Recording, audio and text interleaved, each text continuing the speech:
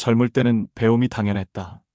학교를 다니고 시험을 보고 자격증을 따고 새로운 걸 익히는 것이 삶의 일부였다. 하지만 나이가 들면 배움이 의무가 아니라 선택이 된다. 그래서 더 어렵고, 그래서 더 소중하다.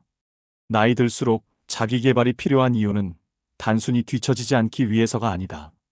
점점 줄어드는 선택지 속에서 여전히 나를 발전시킬 수 있는 유일한 수단이기 때문이다.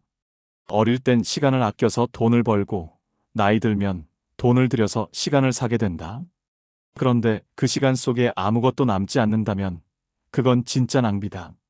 자기 개발은 단지 뭔가를 배운다는 의미가 아니다. 내 안에 새 공기를 들이마시는 일이다. 고인 물처럼 멈춰있는 삶에 작은 흐름을 만들어주는 일이다. 자기 개발이라는 말을 거창하게 들을 필요는 없다. 꼭 외국어를 배우거나 자격증 시험에 도전하라는 말이 아니다.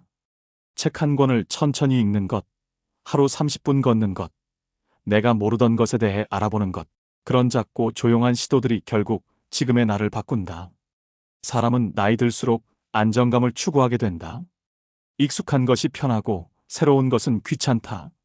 하지만 세상은 계속 바뀌고 익숙한 것에만 안주하는 사람은 어느새 낡은 생각에 갇히고 만다. 그래서 더더욱 새로움이 필요하다. 그래야 사고가 굳지 않고 감정이 무뎌지지 않으며 삶이 단조롭지 않다. 나는 예전에 이 나이에 뭘 더 배우나 생각한 적이 있다.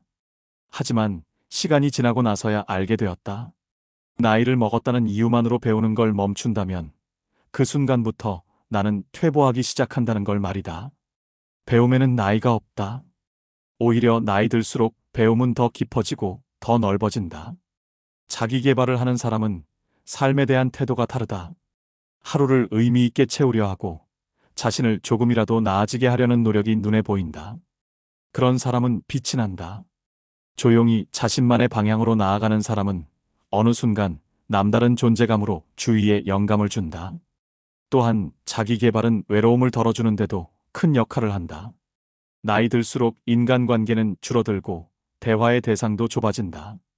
그때 배우는 것이 있으면 그 자체가 좋은 벗이 된다. 새로운 기술, 새로운 관심사, 새로운 사람들과의 연결.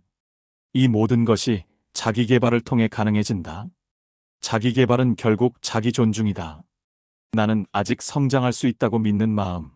나는 아직 무언가 할 수 있다는 확신. 그것이 삶의 의욕이 되고 활력이 된다. 반대로 아무것도 하지 않고 멈춰 서 있으면 몸도 마음도 금세 녹슬기 마련이다. 주변을 보면 알 수 있다. 나이보다 젊어 보이는 사람들은 대부분 배우는 사람이다. 호기심이 살아있고 대화에 활력이 있고 표정에 생기가 있다. 반면 아무것도 하지 않는 사람은 말투부터 느릿하고 생각도 과거에 머물러 있다. 차이는 크지 않은 것에서 시작된다. 바로 오늘 나를 위해 무엇을 했는가라는 질문에 대한 대답이다. 자기 개발은 경쟁이 아니다. 남보다 잘하기 위해서 하는 게 아니라 어제의 나보다 조금 나아지기 위해 하는 것이다. 작은 기록이라도 좋다. 하루 10분 투자라도 괜찮다. 문제는 크기보다 방향이다. 계속 앞으로 나아가고 있다는 감각이 중요하다. 나는 요즘 글을 쓴다. 누가 읽지 않아도 괜찮다. 매일 짧은 글을 쓰며 하루를 정리하고 내 마음을 들여다본다.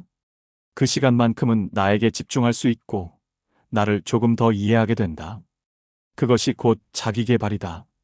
거창한 목표가 없어도 꾸준히 나를 돌보는 일. 그것이 중요하다.